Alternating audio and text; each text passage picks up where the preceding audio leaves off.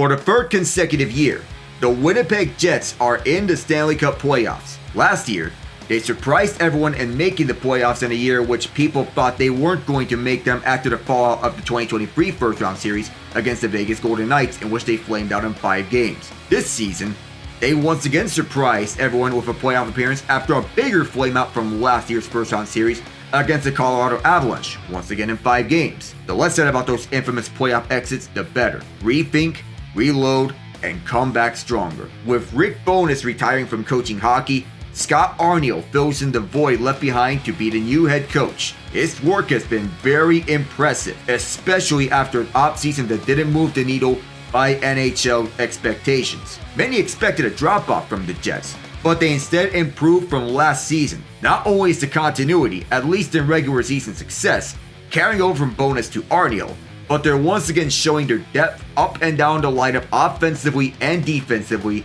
to the tune of their first Central Division title and President's Trophy title in franchise history. This team starts and ends with reigning Vezina Trophy winner Connor Hellebuyck, who is by far and away the best goaltender in the NHL right now. He exhibits levels of dominance not seen since Martin Brodeur, and might even repeat as the trophy winner. He even is getting into the Hart Trophy conversation as the league's MVP, consistently being at the top of the league in goals against average and save percentage. But it's not easy catching up to Hellebuyck. Even when Jets opponents outshoot them, there'll be moments in which he completely takes over, shuts out any opportunity the opponents have of winning, and have them say, with a shrug, "We got goalie." If that's not enough, the Jets continue to have 2 players ranking in the top 5 in the goal scored ranks. Kyle Connor and Mark Scheifele are 2 of the best scorers in the league, and are pure snipers with quick releases. Nikolai Ehlers and Gabe Vilardi fit this mold too. While they both missed some time with injuries, they remain healthy throughout the season. In fact,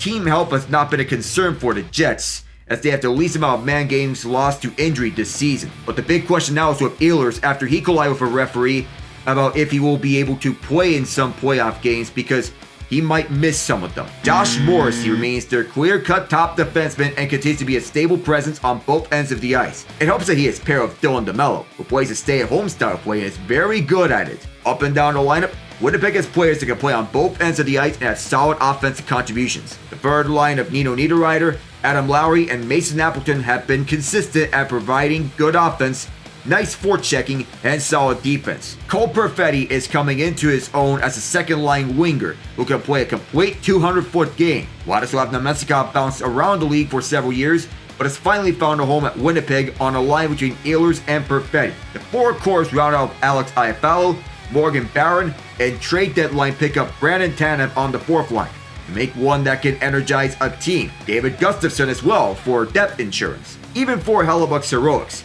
the defensemen are no slouches. Hellebuyck and his defensemen in front of him complement one another, and it's why the Jets allow the least amount of goals per game. DeMello is as reliable as he can come by on the defensive end of the ice, but there are other options that the Jets have for key moments on their own end of the ice. Luke Schenn, who was acquired at the deadline, is a scrappy veteran with Stanley Cup experience, having won 2 with the Tampa Bay Lightning, and focuses on physical play, which helps a lot for the playoffs. Dylan Sandberg, Logan Stanley, and Colin Miller do provide key depth on the defensive side, with Sandberg having decent offensive upside, but all 3 are helpful. Neil Pionk rounds out this core, and after being labeled as a liability on defense, he added that element to his game to go with his power play quarterbacking abilities. One of the most underrated changes of the Jets between last season and this season was their power play. Last year, they were the worst team on the power play among teams that made the playoffs, converting at an 18.8% clip. They made the change in the offseason to hire Davis Payne as an assistant coach to Arniel,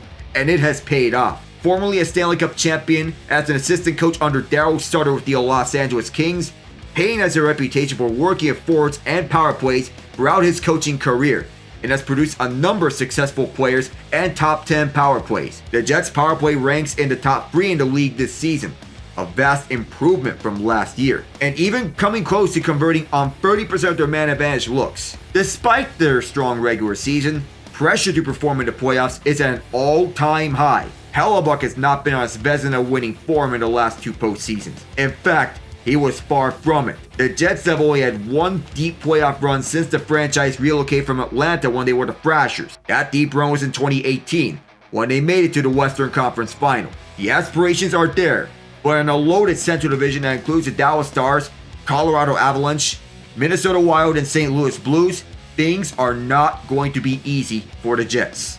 Can they do it?